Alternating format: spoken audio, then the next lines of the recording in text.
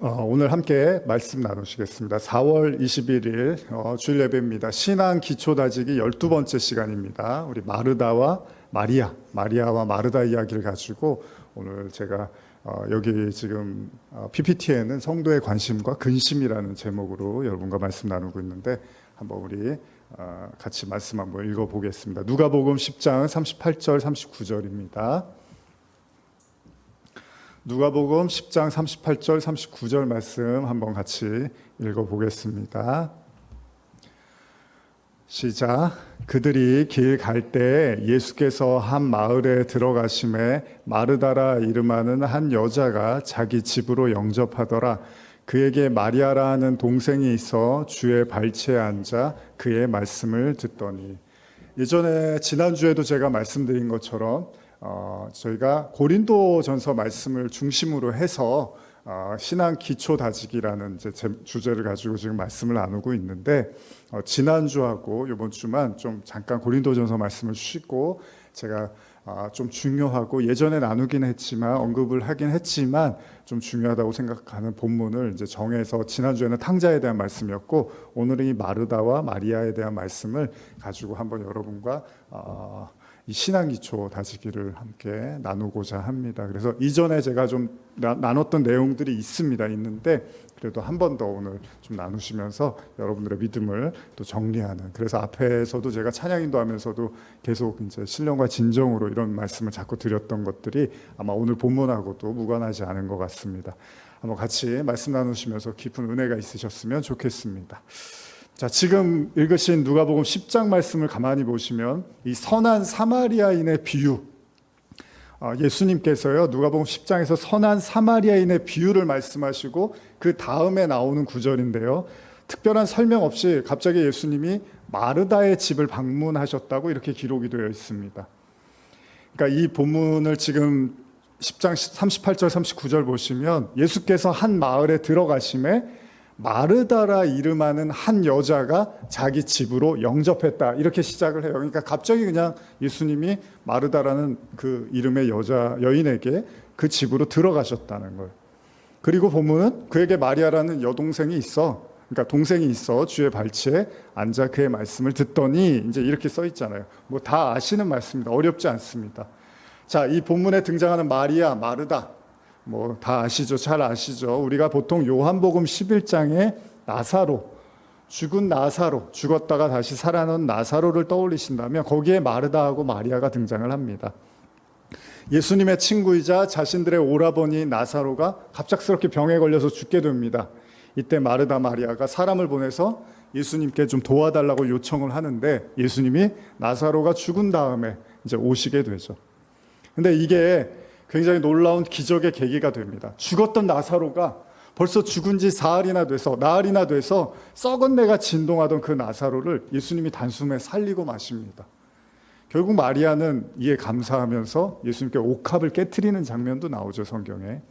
어쨌든 간에 이렇게 예수님과 마르다, 마리아 뭔가 각별한 관계가 있어 보입니다. 그리고 나사로까지. 근데 오늘은 나사로는 등장을 하지 않고요, 예수님이 갑자기 마르다의 집에 방문하셨다고 이렇게 본문이 기록되어지고 있습니다.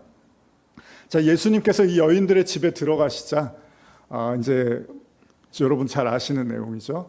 동생 마리아가 어떤 행동을 취하냐면 예수님의 발치에 앉아서 그 앞에 앉아서 말씀을 듣기 시작합니다. 그런데 언니의 마르다는 좀 생각이 달랐습니다. 그녀는 주님께서 자신의 집을 방문하셨다는 그런 막중한 책임감 때문에 이것저것 이제 준비할 게 많아지기 시작한 거죠. 그래서 성경은 마르다에게 마음이 분주했다 이런 표현을 쓰고 있거든요. 근데 원어를 보면 뭘까요? 이 뜻이 분주하다. 성경에서 말하는 이 분주하다라는 게 우리가 생각하는 이제 단순한 바쁘다라는 것도 있지만 어수선하다, 바쁘다, 과중한 짐을 지다 이런 뜻이 있거든요.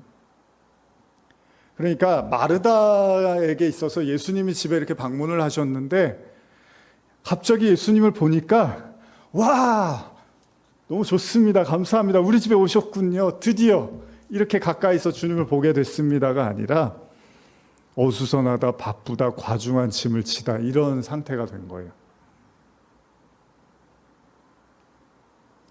여러분들이 이제 예수님을 만나면 어떻죠? 어수선하고 바쁘고 과중한 짐을 지어주면 안 되잖아요. 예수님 만나면 와 주님이시네요. 그리고 마리아처럼 이렇게 옆에 가서 달라붙으면 되는 거잖아요. 근데 마르다는 그렇지가 못합니다. 갑자기 부담감이 확 드는 거예요. 왜 그렇죠? 예수님이 엄청난 분이라는 걸 이제 알았잖아요. 그러니까 따르고 믿는 건데, 그럼 어떻게 해야 되죠? 잘 대접을 해드려야 되는 거예요. 뭐 그게 다 사람들 마음이 그렇잖아요. 우리도 그렇지 않습니까? 여러분들이 좋아하고 존경하고 너무 아끼는 사람이 집에 갑자기 왔어요. 뭐 그게 제 아내도 어떤 가수를 좋아하고 그러는데 방문을 했어요. 만약에 발라드의 황제 집에 방문을 하면 어떻죠? 엄청 잘해주고 싶겠죠. 뭐 여러분들 다 있겠죠. 저는 저대로 잘해드리고 싶은 마음은 알겠는데 이제 마음이 굉장히 복잡해지기 시작했다는 거예요. 마음이 이리저리 바쁘고 분주해진 그녀의 눈에 이제 동생 마리아가 들어온 거잖아요. 본문처럼 마리아는 예수님이 오셨는데 아무 생각이 없어 보입니다. 그냥 예수님의 발치 앞에 앉아서 말씀 들을 생각을 하는 거예요. 뭐 좀 나쁘게 말하면 눈치가 너무 없고 뭐 좀 그래도 물 한 잔이라도 떠드리거나 뭐 대접을 할 생각, 뭐 식사는 하셨냐고 물어보거나 뭐 그래야 되는데 그런 건 없고 그냥 예수님 곁에 앉아서 그냥 말씀을 듣겠다고 앉아 있는 거예요. 마르다가 어떻죠? 당연히 화가 나기 시작합니다. 슬슬 화가 나기 시작합니다. 참다 못해서 예수님께 이제 한마디를 하죠. 10장 40절 한번 읽어볼까요? 10장 40절입니다. 시작.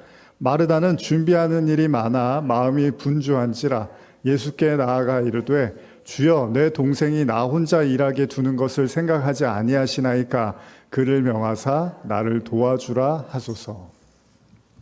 뭐 마리아가 화가 난 거, 마리아를 보고 있는 그 마르다가 순간 화가 난 거죠. 뭐 이런 내용입니다. 예수님, 저 동생 좀 나무래 주세요. 혼내 주세요. 지금 저만 혼자 일하는 거 아닙니까? 동생 좀 일 좀 거둘라고 하세요. 아, 참 저렇게 철이 없습니다. 뭐 이런 생각을 하는 거예요, 마르다가. 그렇지 않습니까? 예수님이 누굽니까? 아이 메시아 하나님의 아들이라는 분이 집에 오셨는데 어떻게 저런 생각을 하고 저렇게 아무 생각 없이 앉아 있느냐. 마르다는 도저히 이해할 수 없고 이제 마르다가 여기서 끝나는 게 아니에요. 예수님 기분 나쁘시죠? 이런 거예요.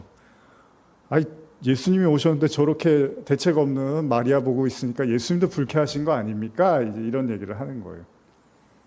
자, 우리도 언니 마르다 입장을 이해를 못하는 건 아닙니다. 그렇죠? 아니 여러분들이 마르다에 더 가까울 수도 있어요, 사실. 손님이 집에 오시면 마실 거 하나 또 먹을 거 하나 내다 놓지 않으면 좀 예의가 아니잖아요. 그러니까 마르다가 그런 것처럼 우리도 당연히 아마 마르다처럼 행동할 확률이 더 큽니다. 저도 그게 좋든 나쁘든 누가 오시면 뭐라도 좀 드셔야 된다고 생각하고 잘해드려야 된다는 생각을 분명히 갖고 있거든요. 그러니까 마르다 입장에서는 예수님이 속으로 마리아를 흉보실 거라고 생각하는 거예요. 얼마나 예수님이 마르다를 좀 나무라실까 이런 생각을 하는 거예요. 지금 그냥 말씀을 안 하시지만 되게 예수님도 기분 나쁘고 섭섭하시겠다. 그런데 동시에 나는 이렇게 예수님을 위해서 준비를 철저히 하고 있고 예수님을 대접하려고 하니까 예수님이 나를 보고는 굉장히 칭찬을 하시겠구나, 말씀을 안 하셔도. 그래서 나라도 말씀을 드려야겠다. 좀 마리아 좀 혼내주세요. 이렇게. 근데 예수님께 그렇게 요구를 했는데 뭐 이런 거예요. 주님, 철없는 이 마리아를 혼내서 좀 빨리 이렇게 예의를 갖춰서 주님을 대하게 하시고, 저렇게 철이 없으니까 제가 굉장히 답답합니다. 마리아랑 지내는 게. 뭐 이런 거잖아요. 그렇게 마르다가 열을 올리고 있을 때 예수님이 입을 여십니다. 그것도 한번 읽어볼까요? 누가복음 10장 41절 42절입니다. 시작. 주께서 대답하여 이르시되 마르다야 마르다야 내가 많은 일로 염려하고 근심하나 몇 가지만 하든지 혹은 한 가지만이라도 족하니라. 마리아는 이 좋은 편을 택하였으니 빼앗기지 아니하리라 하시니라. 항상 말씀 읽을 때 저와 여러분들이 유의해야 될 건 우리가 보고 있고 생각하는 시각과 예수님이 완전히 다를 수도 있다는 겁니다. 예수님은 마르다에게 지금 많은 일로 염려하고 근심하고 있구나라고 이야기를 해요. 마르다야 마르다야 네가 많은 일로 염려하고 근심하고 있구나. 이게 예수님이 마르다에게 하신 말씀이에요. 지금도 여러분 지금 제 설교 들으시면서 혹시 염려와 근심들이 이렇게 떠오르시는 분들 계십니까? 뭐 그럴 수 있잖아요. 분명 예수님을 집으로 영접하고 모시는 일이에요. 여러분들 집에 만약에 예수님이 내일 찾아오신다면, 아니 오늘 저녁에 예수님이 여러분 집으로 찾아오시면 어떠십니까? 좋습니까? 부담되십니까? 이런 거잖아요. 왜 이 여인 마르다는 마음이 분주해졌을까요? 왜 복잡해졌을까요? 예수님이요 그냥 이렇게 말씀하실 수도 있잖아요. 괜찮아 괜찮아, 그런 거 중요하지 않으니까 와서 말씀 나누자, 이래도 되는데 예수님이 그냥 안 넘어가시고 마르다한테 너는 지금 많은 일로 염려하고 근심하고 있구나라고 명확하게 말씀을 하십니다. 그거는 단순한 은사치레 얘기가 아니라 너 마르다야 한번 잘 생각해봐, 너 왜 이렇게까지 근심하니, 이런 표현을 쓰시는 거예요 지금 예수님. 몇 가지만 하든지 혹은 한 가지만이라도 족하니라 마리아는 이 좋은 편을 택하였으니 빼앗기지 아니라, 이런 말씀까지 하세요. 그러니까 단순한 얘기가 아니에요. 지금 이건 예수님이 괜찮아, 나 물 안 마셔도 되고 밥 안 먹어도 되니까 여기 와서 나랑 얘기 나누자, 이게 아니라 마르다한테 뭔가를 명확하게 가르쳐 주신 거예요. 너 뭐가 그렇게 분주하고 염려가 많니? 이렇게 얘기를 하시는 거예요 지금 예수님이.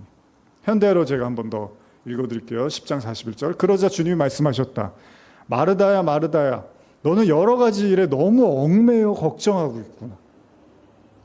그렇잖아요 여러분. 예수님 오셨는데 뭐 좀 준비 좀 더 했다고 뭐 이런 소리까지 들어야 될 상황은 아니잖아요. 근데 예수님은 아니에요. 그냥 안 넘어가시고 너는 지금 너무 많은 생각들을 하고 있어, 나를 바라보면서, 이런 얘기를 하시는 거예요.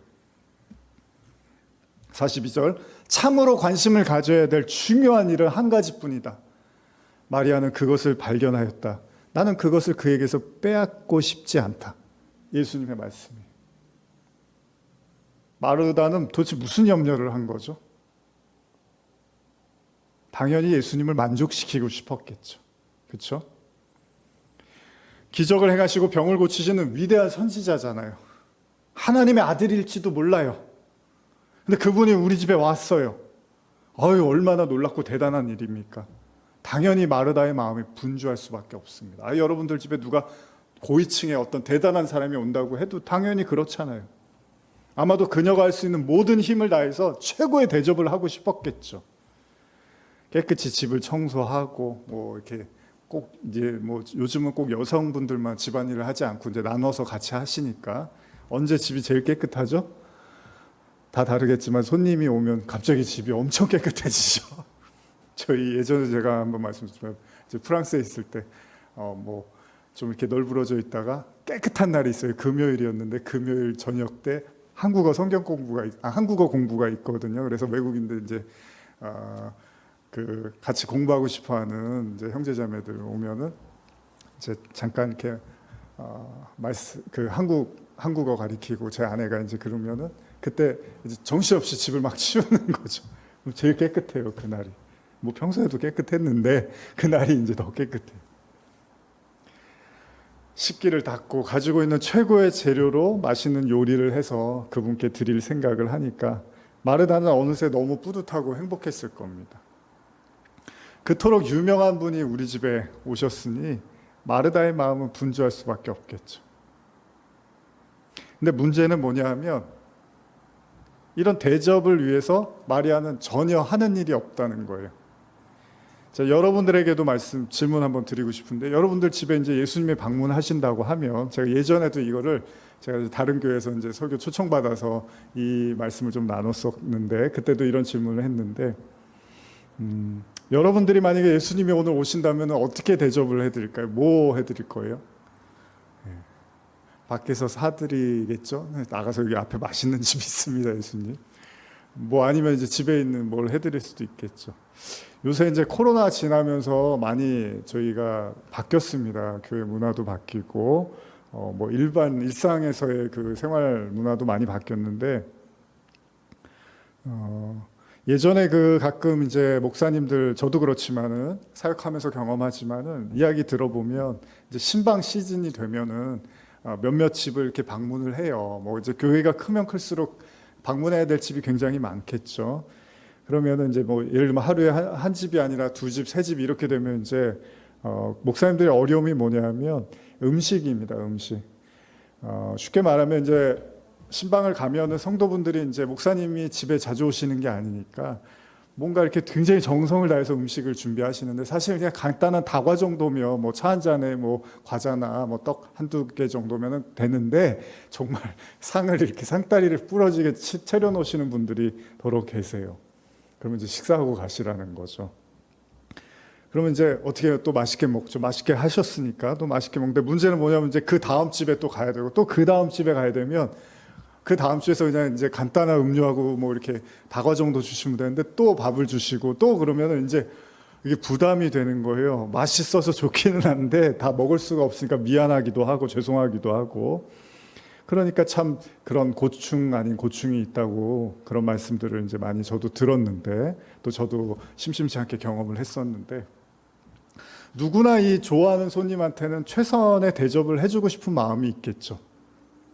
그렇기 때문에 예수님도 우리 집에 방문하신다면 최대한 불편하지 않게 영으로 방문하시는 게 아니라 육신으로 방문하시면 여러분과 저도 아마 많은 생각을 할 거예요. 어떻게 해드려야 되나.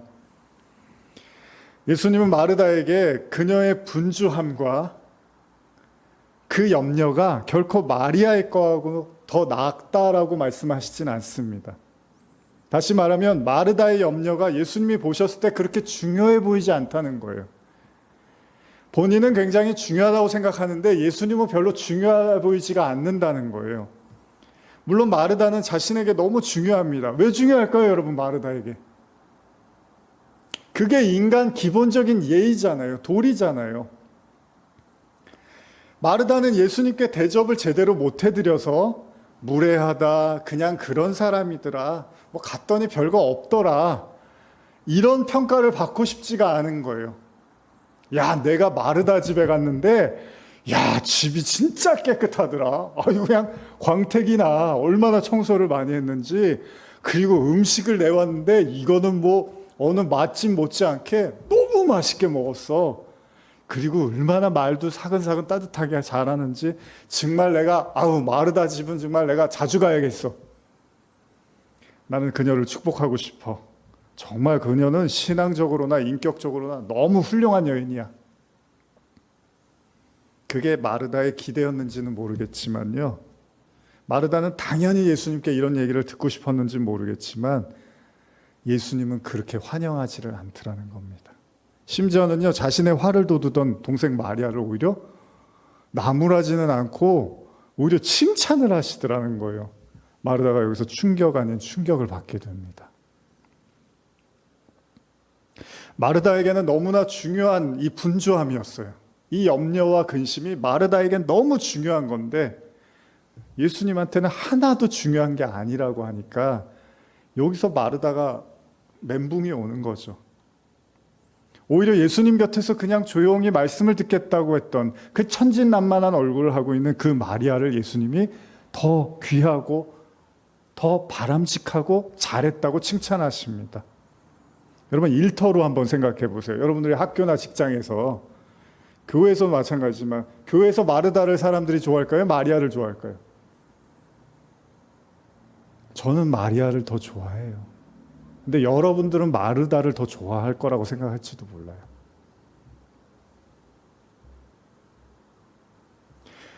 이런 사람은 뭔가 일하기 싫어 보이고 게으른 사람으로 비춰질 수 있잖아요. 아니면 다른 일도 다 잘하고 말씀도 들어야지. 근데 이러기가 쉽지가 않아요, 사람. 저도 어쨌든 간에 제가 목회 이렇게 하고 있지만 설교 말씀 나누는 거에 저도 포커스를 많이 맞추는 건 사실이거든요. 그게 제일 중요하다고 생각하니까. 그러니까 예배당에서 예배 드리는 건 말씀 듣고 찬양하고 이게 제일 중요하다고 보는 거죠. 물론 그러나 교회가 움직이기 위해서는 많은 것들이 필요한 건 사실입니다. 그리고 여러분들이 많은 일들에 동역하고 동참하는 것도 사실입니다. 근데 제 얘기를 하는 게 아니라 예수님의 관점에서 보면 예수님이 정말로 중요하게 여기는 건 마르다의 모습은 아니었다는 거예요. 마리아의 모습이었다는 거예요.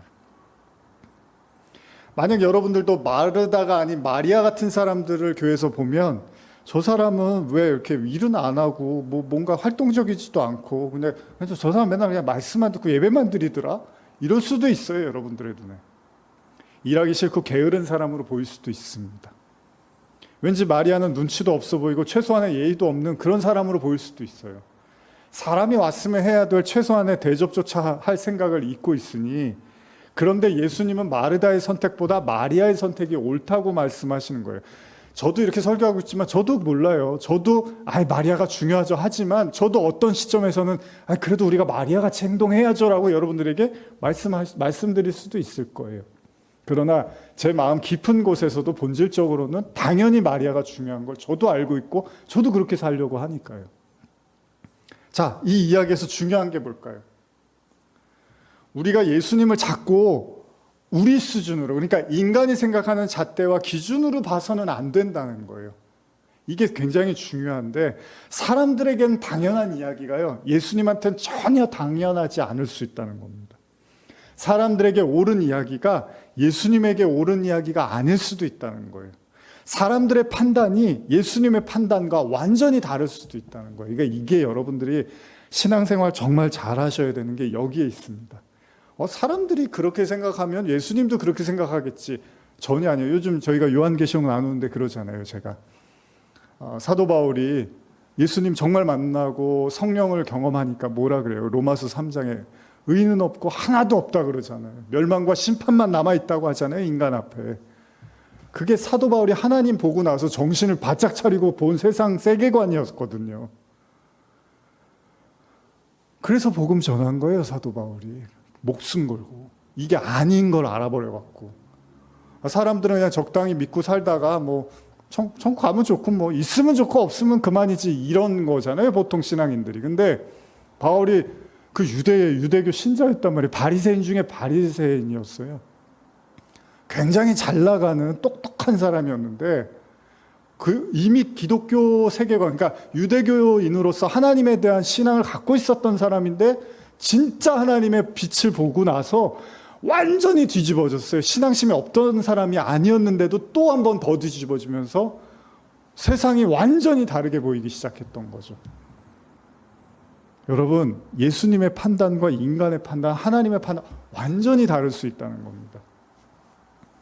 지금 예수님께서 마르다의 분주함과 염려를요, 그다지 대수로운 것으로 여기거나 존중하지 않는 것처럼요, 그냥 한 말씀 하시면 되잖아요. 아유, 괜찮아. 내가 밥 먹고 왔어. 그 밥 생각 별로 없어. 이리 와. 그러면 되는데 그렇게 얘기를 안 하시고 너는 왜 이렇게 분주함과 염려로 가득 차 있냐고 이런 꾸지람을 들어야 되냐고요, 마르다가. 자기 예수님 위해서 지금 하려고 하는 건데. 그런데 예수님은 그러지 말라는 거예요. 이건 그냥 권면이 아니라 가르침이라는 겁니다. 우리에게는 너무 중요한 일인데 그래서 그것 때문에 막 걱정하고 근심하고 염려를 하는데 예수님은 그거 하나 중요하지가 않아 보이는구나, 나는 이럴 수도 있다는 거예요. 그러니까 이제 마르다가 어떻게 해요? 화가 나죠. 예수님을 모셔다 놓고 이제 화를 냅니다. 근데 예수님은 그런 마르다의 마음을 아시는지 오히려 마리아를 또 치켜 세우는 거예요. 여기다 기름을 붓는 거예요. 마르다야, 마르다야, 내가 많은 일로 염려하고 근심하나 몇 가지만 하든지 혹은 한 가지만이라도 족하니라. 이렇게 말씀을 하시는 거예요. 마리아 좀 혼내주세요. 이러고 있는 마르다에게 예수님이 너나 잘해, 너 하나만 집중해, 이러는 거예요. 지금 참으로 관심을 가져야 할 중요한 일은 한 가지뿐이다. 여러분, 바울의 가르침을 보면 좀 당황스러울 수도 있는데, 우리가 지난 시간에 그 혼인과 관련된 말씀을 고린도전서 7장에서 좀 나눴는데, 이거 제가 한번 읽어드릴게요. 현대로 한번 읽어드릴게요. 고린도전서 7장 32절에서 35절까지인데요. 우리 한번 나눴던 내용인데 제가 읽어드릴게요. 나는 여러분이 근심 모르고 살기를 바랍니다. 결혼하지 않은 남자는 어떻게 하면 주님을 기쁘게 할 것인가 하는데 자기 시간을 바칠 수 있지만, 결혼한 남자는 아무래도 이 세상 일을 생각해야 하고 또 어떻게 하면 아내를 기쁘게 할 것인가에 마음을 써야 하므로 관심이 분산됩니다. 결혼한 여자도 마찬가지입니다. 결혼하지 않은 여자는 자신의 됨됨이를 늘 살피며 매사에 주님을 기쁘게 해드리려고 마음을 쓰지만, 결혼한 여자는 집안일과 남편에게 일일이 신경 써야 합니다. 내가 이런 말을 하는 것은 여러분들을 돕기 위해서지 결혼하지 말라는 것은 아닙니다. 나는 여러분이 여기저기 관심을 빼앗기지 않고 주님 섬기는 일에 온 마음을 쏟을 수 있도록 도와드리고 싶습니다. 이미 들으셨죠? 바울이 뭐라고 그럽니까? 혼인에 대해서 당황스러운 얘기를 합니다. 그건요, 당연히 혼인한 사람은 걱정거리, 해야 될 일들, 근심이 더 많을 수밖에 없다는 겁니다. 근데 혼인하지 않은 사람은 뭐라 그러죠? 하나님께 더 집중을 할 수 있다고 이야기를 하는 거예요. 바울은 그런 이유가 아무래도 혼인을 하면 상대방을 기쁘게 해줘야 되는데 당연히 그런 마음이 있잖아요. 그런데 그러다 보면 하나님께 집중하는 마음이 분산될 수밖에 없다고까지 이야기를 합니다. 틀린 말은 아니죠. 가정 꾸리면 당연히 해야 될 일도 많고요. 신경 써야 될 일도 많이 있습니다. 무시할 수가 없어요. 근데도 바울이 이런 얘기를 하는 건 뭐죠? 인간의 속성이 하나님을 기쁘게 하는 마음보다는 사람을 기쁘게 하는 마음이 훨씬 더 자연스럽다는 거예요. 이게 참 예배드리면서도 저도 여러분도 그러겠지만 항상 우리가 사람을 의식하고 뭐 그럴 수 있잖아요. 예배라는 건 사실 하나님께 드리는 건데 사람은 계속 사람을 의식할 수 있단 말이죠. 이런 싸움들을 우리가 계속 하고 있는 거예요. 사실 여러분과 저도 예배를 드리면서. 인간은 하나님보다는 사람을 기쁘게 하는데 그 마음이 치우칠 수 있다 보니까 다시 말하면 타인을 만족시킴에 있어서 생각해 보면요, 그 사람을 정말 만족시키고 싶은 게 아니라 사실은 누구죠? 제가 제 아내한테 많이 듣는 이야기 중에 하나가 여러분 사람은 자기 만족 아니야? 이런 얘기를 많이 듣거든요. 그럴 수 있습니다. 그러니까 정말 우리가 그 누군가를 만족시키기 위해서 그걸 하고 있다기보다는 그 행동을 함으로써 내가 만족되기 때문에 그래서 타인을 자꾸 의식하고 신경 쓰고 즐겁게 하려고 할 수 있다는 겁니다. 무슨 말이죠? 예수님을 지금 마르다가 예수님을 정말 만족시키는 게 목적이 아니라 그렇게 잘해서 예수님이 나를 칭찬할 수 있는 내가 그런 사람이 되고 싶은 자기 만족에서 지금 마르다가 분주한 거라는 거예요. 정말 예수님이 순수한 마음으로 마르다가 예수님을 만족시키기 위한 그 뜻을 알았다면 이런 혼을 내시지 않았겠죠. 왜요? 여러분, 마리아는 나중에 옥합을 깨트립니다. 그때 예수님이 너 뭐하냐? 이 비싼 걸 왜 깨? 뭐 나한테 준다고? 그럴 필요 없어. 그렇게 안 해도 돼. 이러지 않으세요. 근데 지금 마르다한테는 혼을 내세요. 너 뭐가 그렇게 분주하고 바쁘냐? 그러니까 그 얘기는 뭐예요? 마르다의 마음이 진짜 예수님을 만족시키고 싶은 게 아니라 자기를 만족시키고 싶었던 거죠. 그래서 잘해드리려고 한 거예요. 예를 들면 부모가 아이에게요, 계속 공부해라, 학원에 빠지지 말아라, 좋은 대학 가야지 사람 대접 받는다, 좋은 대학 들어가야지 좋은 직장 들어가는 거고 연봉은 최소한 이만큼은 받고 살 수가 있다, 그래야지 사는데 지장이 없다, 그래야지 인간처럼 살 수 있는 거 아니냐, 열심히 꾹 참고 공부만 하면 된다, 다른 거 다 신경 쓰지 말고 다 생각하지 마, 너는 그냥 공부만 해, 다 뒷받침해 줄 테니까. 이렇게 말을 하지만 이게 누구 만족이냐는 거예요. 이게 아이를 위하는 것 같죠? 근데 제가 가끔 그런 아이들 나와갖고 선생님들이 조언해주는 프로 보고 하면은 다 보면 부모 만족이에요. 애들은 진짜 힘들어서 죽으려고 그러는데 너 그렇게 해갖고 어떻게 살려고 그래? 공부 잘해야지 좀 먹고 살 거 아니야? 막 그러고 나중에 애들은 막 우울증 걸려갖고 말도 못하고 부모님하고 대화가 안 돼갖고 괴로워하는데 대부분의 많은 경우에 부모 만족인 경우들이 적지 않습니다.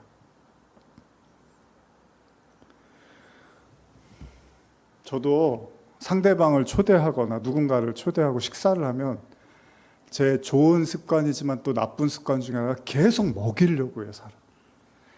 좀 더 드시죠. 좀 더 드시죠. 그러면 이제 상대방이 처음에 먹다가 배가 부르잖아요.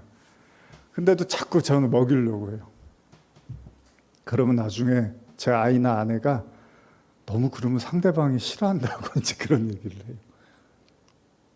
왜요? 제 입장에서는 상대방을 위한 행동이지만 상대방에게는 오히려 불편이 될 수 있다는 거죠. 왜 자꾸 먹이려고 드는 거예요, 저는? 근데 상대방이 불편해도 내 눈에 좋으면 그게 내 만족이라는 거예요, 그게. 마르다는 예수님께 꾸중을 듣습니다. 사실 꾸중 들을 일이 아닌데도 꾸중을 들어요. 뭐죠? 하나에만 집중하라는 거예요, 하나에만. 이게 올해 제가 뽑은 말씀이기도 합니다. 올 초에. 사실 마르다가 크게 잘못한 것은 없습니다. 잘해드리고 싶은 게 뭐 잘못입니까? 만족시켜드리고 싶은 게 왜 잘못입니까? 그럼 자기도 뿌듯하고 예수님도 좋을 것 같고 얼마나 좋습니까? 분위기 화기애애하잖아요. 마르다가 원하는 건 모든 사람들이 보편적으로 생각하는 바로 그겁니다. 상대방을 기쁘게 함으로써 나도 즐겁고 인정받고 칭찬받고 싶은 거. 그게 왜 잘못된 겁니까? 그런데도 불구하고 우리가 이 본문을 쉽게 지나칠 수가 없습니다. 모든 말씀이 그러한 것처럼요, 분명히 여기에도 구원과 관련된 메시지가 흐르고 있다는 거예요. 여러분, 성경은 뭐 인간의 인품이나 예의 범절, 사회 도덕적 관념에서의 좀 괜찮은 인간상을 제시하는 게 아닙니다. 성경은 항상 구원과 직결되어 있는 이야기를 하고 예수님의 말씀은 다 그 말씀들입니다. 프랑스의 철학자이자 정신분석학자 자크 라깡, 제가 가끔 말씀드리는데요, 인간의 욕망에 대해서 뭐라고 하죠? 타자의 욕망이라고 말을 합니다. 무슨 말입니까? 인간이 가지고 있는 욕망은 원래 자기가 욕망하는 게 아니라 타인이 욕망하는 걸 내가 받아들여서 그걸 내가 욕망한다는 거예요. 좋은 학교 가, 좋은 대학 가야지. 누가요?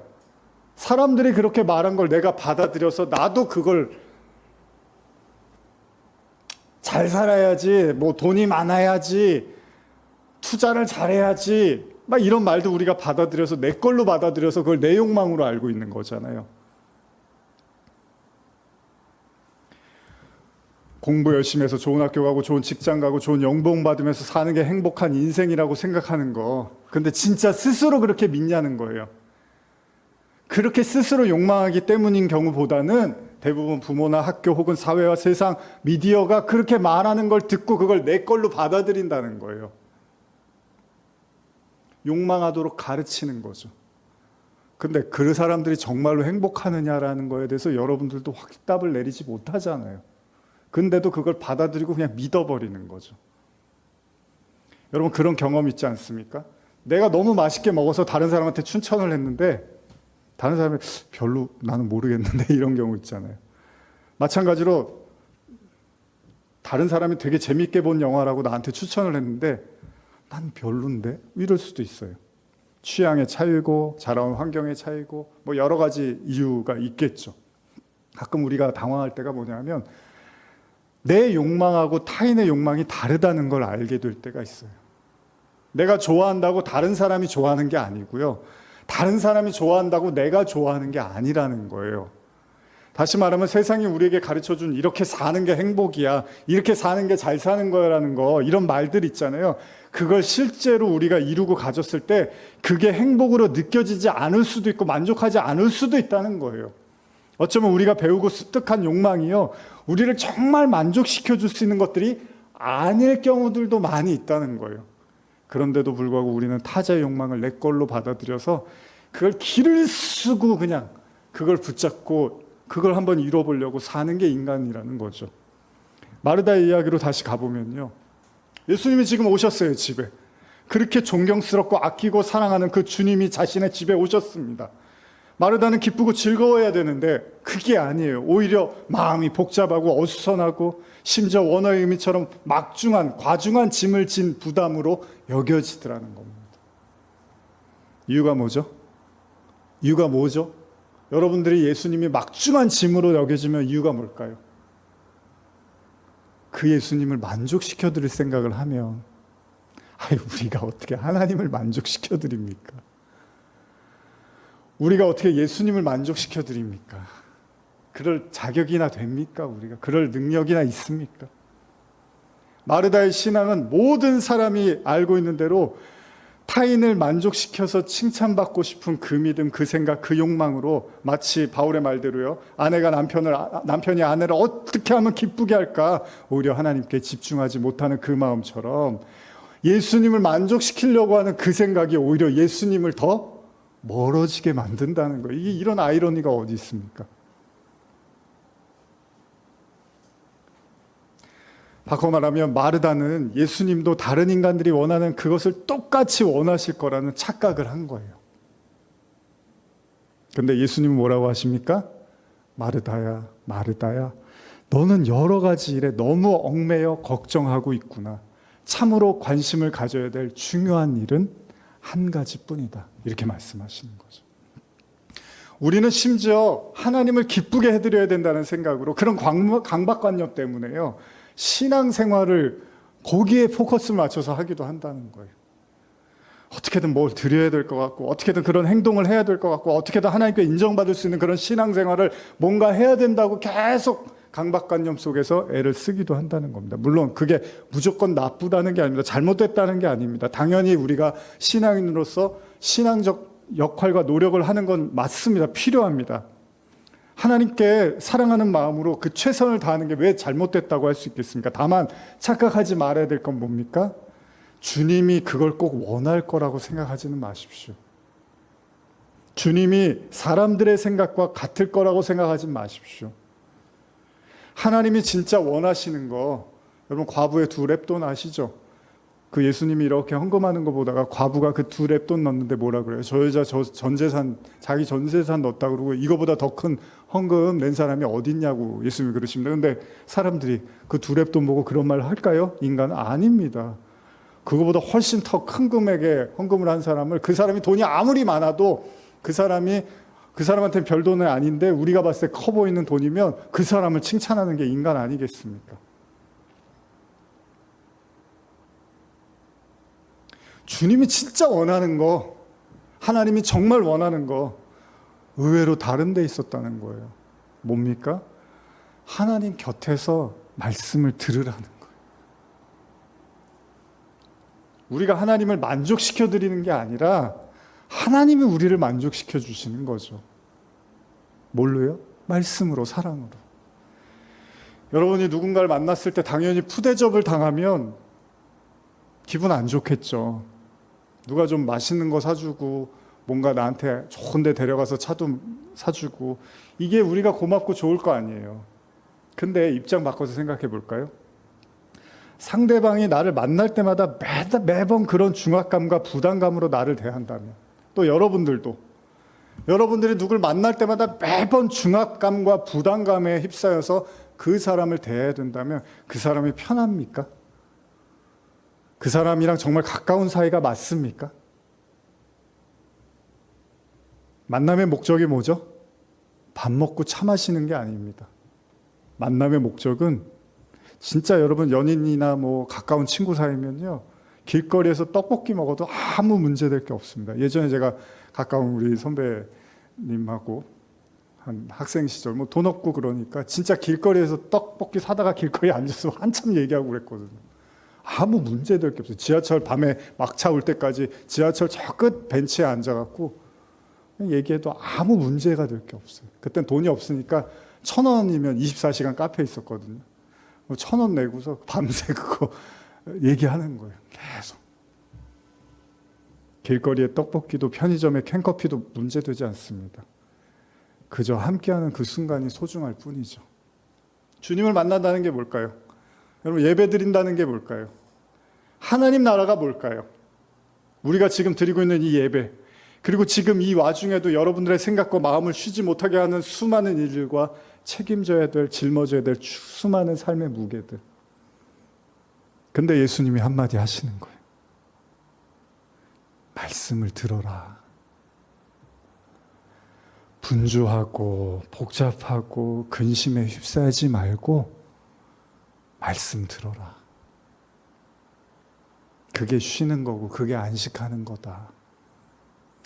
험난한 세상살이를 하면서 듣고 배우는, 경험하면서 알게 된 세상 논리와 이치 속에서 오로지 그 혹독한 경쟁과 지식과 부의 축적만이 승자라고 여겨지는 이 세상 속에서, 그 속에서 숨가빠하면서 지친 우리에게 주님의 말씀을 들으면서 그 세상의 때묻음과 그 마음의 생각의 구정물을 씻고 주님 한 분만으로 충분히 그 은혜를 누리라는 겁니다. 그 속에서 잃어버린 평안과 안식을 찾으라는 거예요. 교회가 세상이 말하는 거 똑같이 말하면 어떡합니까? 지금 예수님은 이렇게 마르다고 마리아도 완전히 다르다고 얘기를 하고 있는데 교회가 세상이 말하는 걸 똑같이 추구하고 똑같이 말하고 있고, 여러분 기도하고 신앙생활 열심히 하셔서 세상 사람들이 누리는 거 여러분도 누려야죠. 이러면 어떡해요?